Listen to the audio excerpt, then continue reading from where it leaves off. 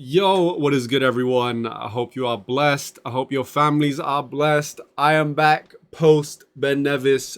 If you did not know, I went on a hike up Ben Nevis, which is the highest point you can get in the UK. It's the biggest mountain in the UK. It's 1.3 kilometers in elevation.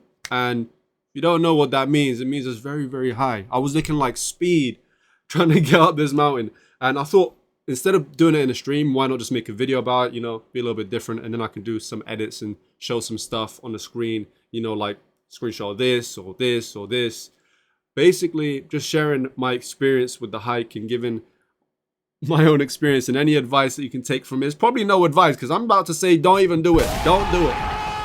And yeah, so where I'm based in Oxford, and from Oxford, me and two of my friends, we traveled to Fort William, which is where Ben Nevis is. And the drive, it took us 10 and a half hours. So we left at 2 p.m. Got there around 11. We got there around 12:30 actually. 12:30 a.m. at the apartment. Before I even get into it, big shout out to my two friends, two of my brothers. Through everything, I've known these guys for over 10, 15 years. I'm very close with these guys. So I'm going to reference these guys during the story. But these guys are literally like my brothers. The drive was 10 and a half hours up to Ben Nevis, to Fort William. It was excruciatingly long, and my friend, he didn't want to stop. He didn't want to stop the car. We forced him to stop at one service station because we needed a break. And after the drive, we got there around 12:30. We had McDonald's and then we slept. Woke up around 10 a.m. Woke up at 10 a.m. Had leftover from McDonald's. Look, the biggest problem of all of this, which I'll get into, is the prep. My preparation for this was non-existent. Bro, you can imagine how scary it looks when that's what the heck is looking like. I think I'm cooked. And when I say preparation, I mean I did not train, do any walking, running, any exercise up until the hike because I was unprepared. I literally underestimated it. I am so sorry. I should have never underestimated Ben Nevis. Ben Nevis ended up torturing me during the hike.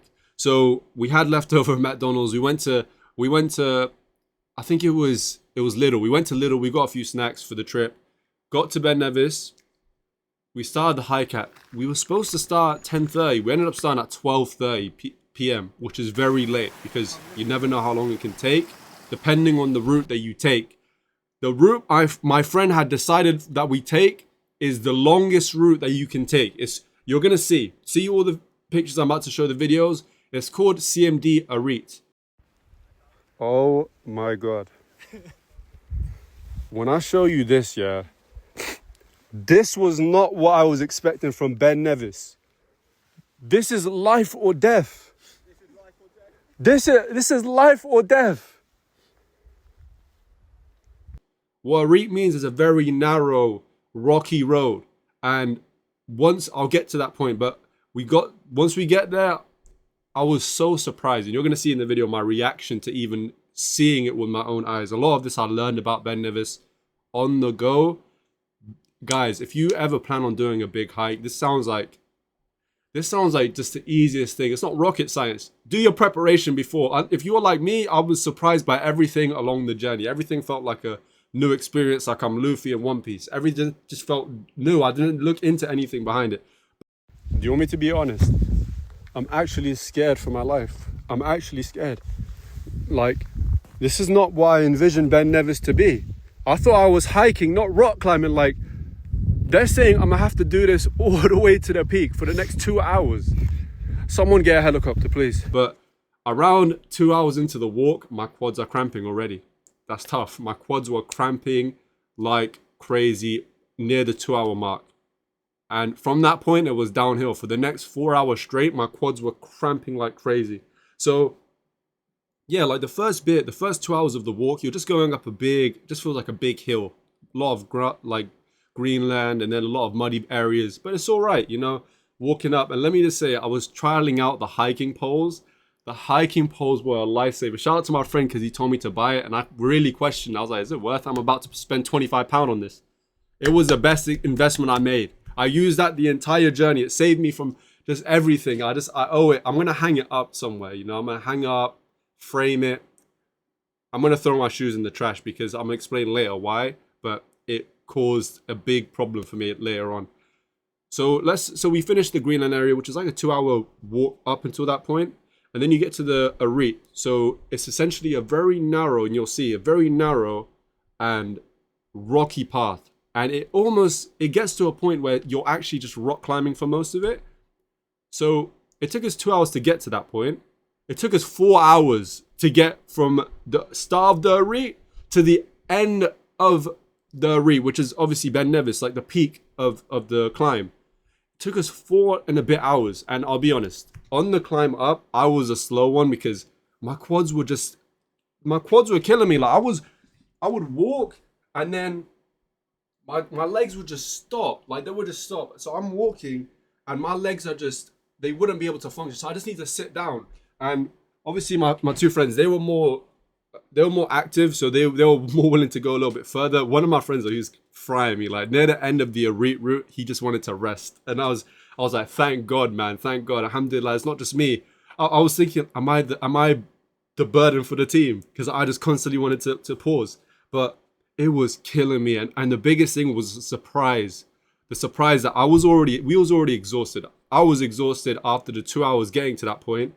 And when you look at the Arit, like it was my first time ever seeing the Arit. I'm seeing it and my eyes couldn't believe what I was seeing. We saw someone go at, like, when we're halfway up the mountain, like up the regular Greenland, in our first hour and a half. I saw someone going in that Arit room. I'm like, there's no way we're doing that. I'm seeing one guy there. There's no where's all the tourists at? I'll get to what happened with the brute as well. Once I was doing the Arit, it was just the mix between my quads cramping and I couldn't really walk for too long without taking a break, or rock climb for too long without taking a break. It was just the disbelief, because with the Arit, it's so narrow and the drop is so high that, and you'll see I'll zoom in on the pictures and everything, if you drop left or right, and I mean drop off the Arit, you're gonna die. 100,000% you're gonna die. Or you're gonna drop, you're gonna wish you died. You're gonna wish that you're dead. That's how high the drop was.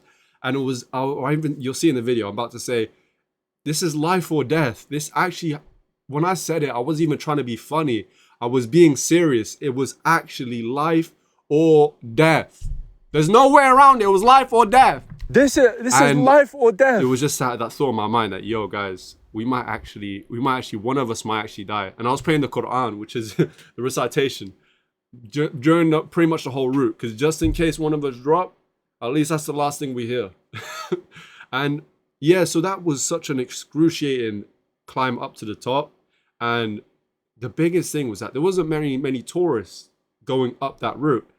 And little did we find out during the path is that my friend, he knew that there was two different routes. Well, there's three routes, but the main route is called the tourist route, which is a lot safer. We went down that route and it's a very nice and enjoyable way to go down.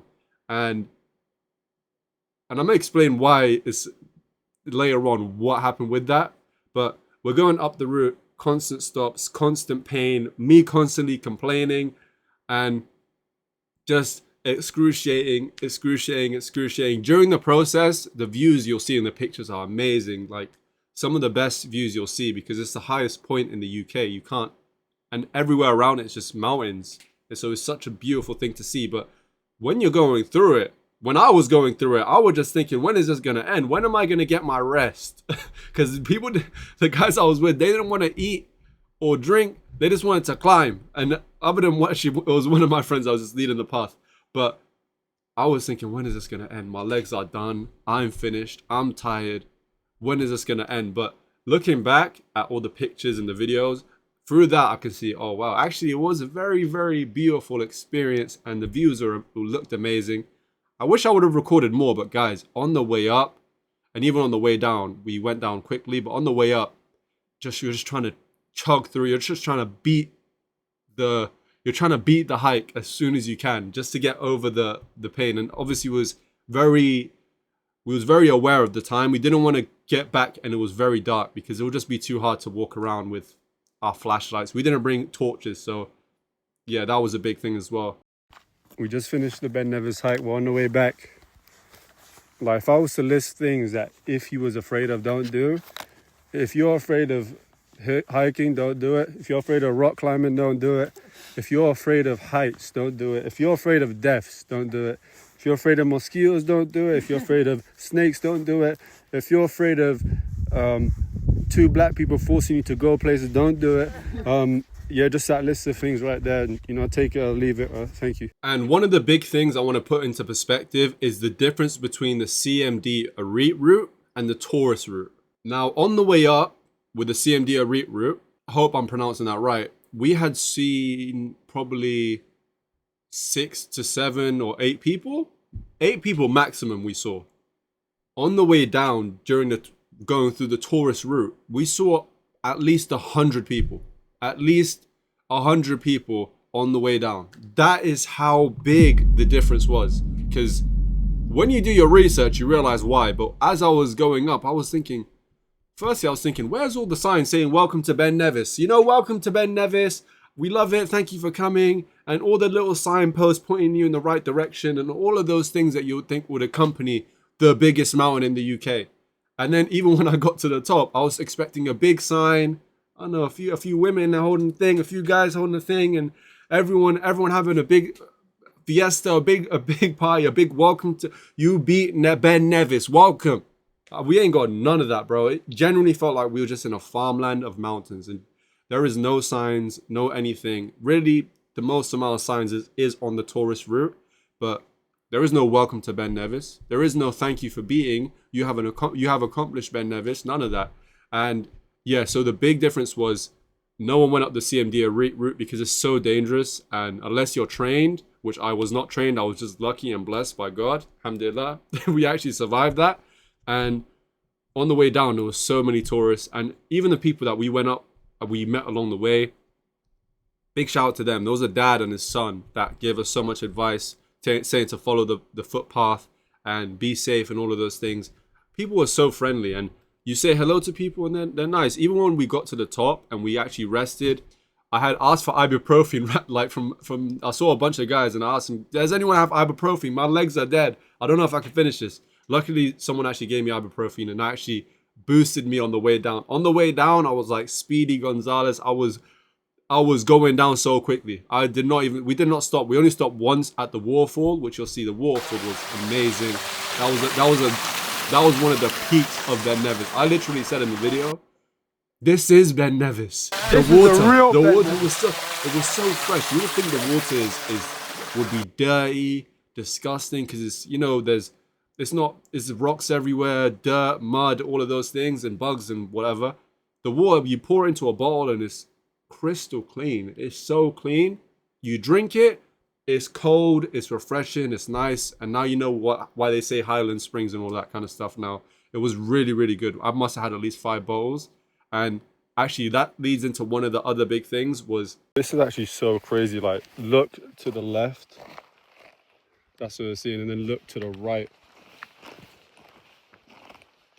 We are actually in the middle of nowhere. Our rationing of food was horrific. We didn't... And I'm gonna say me, okay? We brought a lot of stuff like crisps, snacks, fruits, sandwiches, etc. War bowls. We bought 6 war bowls. We finished 5.5 of that 2 hours into the hike. 2 hours in. And if it wasn't for finding a waterfall on the way up, a flow of water, we would have had no water for the entire journey. And that's one of the big things as well. If you're hiking, one of the little advices from my big story is make sure that you ration. Firstly, be prepared with food. Don't overbring too much stuff because you need space in your bag. But make sure that with the stuff you do bring, ration it well. Don't have all of it when you're starting. Make sure to spread it across, because as much as you might need it at the start, which is what I felt, as you get further on, that feeling doesn't go away. Like, you still have that desire to have more drink and more food. So you make sure you have little by little as you're going up, and that helps the most. My friend who was actually leading most of it, he was smart in that way, but he didn't drink water until the way down. I'd said he's not human. He's actually, I don't know, I called him a lizard. Like, he just doesn't drink water at all. But Yeah, like one of the bigger things as well is on the way down, my shoes. I thought I was a size 11, but now I know I'm a size 12. And all of the shoes I'm about to buy moving forward will be size 12. I'm gonna start selling all my size 11s after this. I bought size 11 hiking boots, which you'll see. Those boots were so tight. It wasn't like extremely tight, but it was tight to the point where you can't wear that for almost 10 hours and not get either bruised, stub your toe, or blister, you know? And what happened is that on the way down, because of how tight it was, I kept stubbing my toe. And because of all the rocks and everything, I was using the hiking poles as third and fourth legs to try reduce the impact of the stub. But you'll see from a picture, and caution advised, there will be a picture of what my toes look like. That is what it looked like after the hike. It was painful. It's even painful now, guys. My toes right now, they feel on fire. I went to the hospital today, and basically what they had said is that because it's been 6 days, the blood on your left toe dried up, so you just have to wait for it. And it's no signs of it coming off. I thought my toenails were gonna come off, but luckily, alhamdulillah, it's not actually gonna come off. So I'll be all right. I just need to make sure that I don't be active for the next few weeks or so, just to keep those safe from any infection happening, which I don't want to happen at all. And that was one of the big problems after the hike. The toes were just messed up. My quads, they recovered. The day after we went to Glasgow, I did morning stretches. I did a cold bath, Ashton Hall, Cristiano Ronaldo style.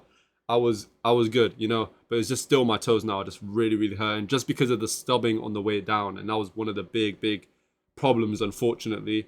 But I learned my lesson. I'm gonna start buying size 12s moving forward with all of my shoes. We made it to the top of Ben Nevis. Now the only way I'm getting down is if I get steroids on my quadriceps. That's the only way. But we made it.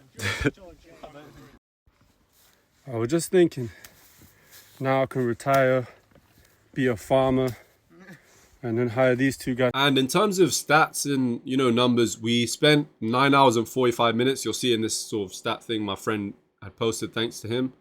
9 hours and 45 minutes hiking, which is so long, extremely long. 6 hours and a half of that was going up, which tells you how hard the Arit route is. And the rest of the time, the 3 hours and a bit, was going downwards.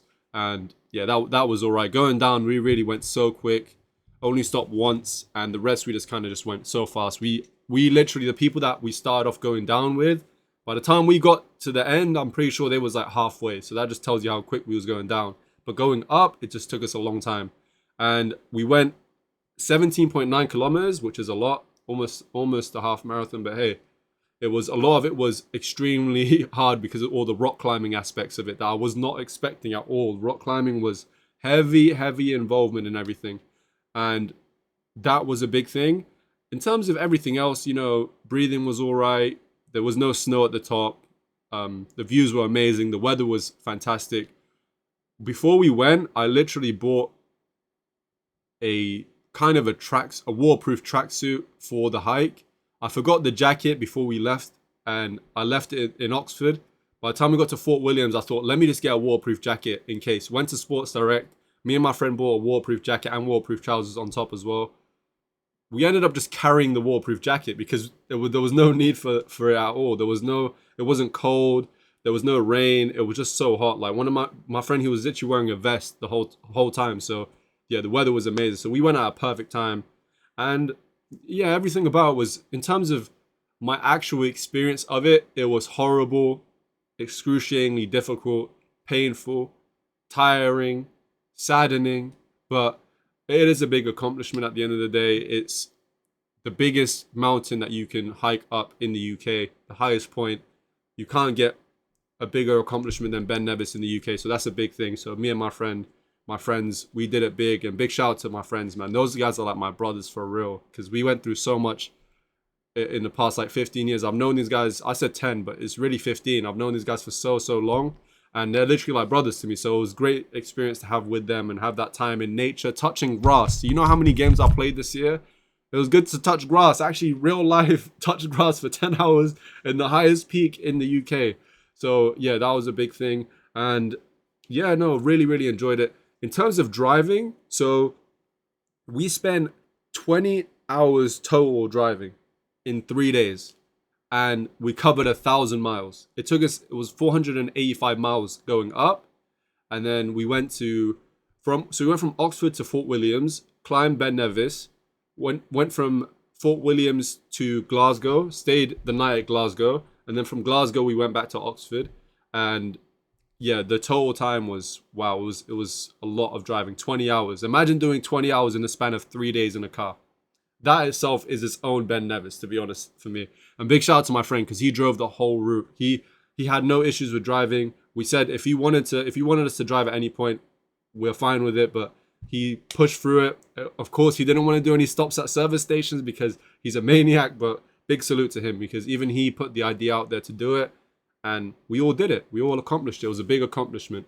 And I remember the morning, this is just a side point, but the morning we stayed at Glasgow at an Airbnb that I booked, and our checkout was 10 a.m. I woke up at 7:45, and I knew that there's no way we're leaving this house at 10 a.m. We needed at least another 2 hours. I paid an extra £100 just for us to stay 2 more hours for cleaning services, because even by 12, we left at 12 on the dot. The landlord was waiting outside. She wanted us out when it hits on the dot, and I knew that just because we just made it out at 12, there was no way we was leaving at 10. We were so crushed and finished. But big accomplishment, not just from me, from my friends, and we did it. We go crazy with it. I might just post more videos to see if I can. But yeah, thank you for watching this video. If this is your first time watching this, would I recommend Ben Nevis? If you're afraid of heights, if you're afraid of rock climbing, if you're afraid of hiking, if you're afraid of death, don't do it. But yeah, no, I appreciate you watching this video. Big salute to everyone, and that was a part of it, my friends, and all the people that we saw on the hike as well. So yeah, no, thank you so much for watching. I will see you guys next time. See you later.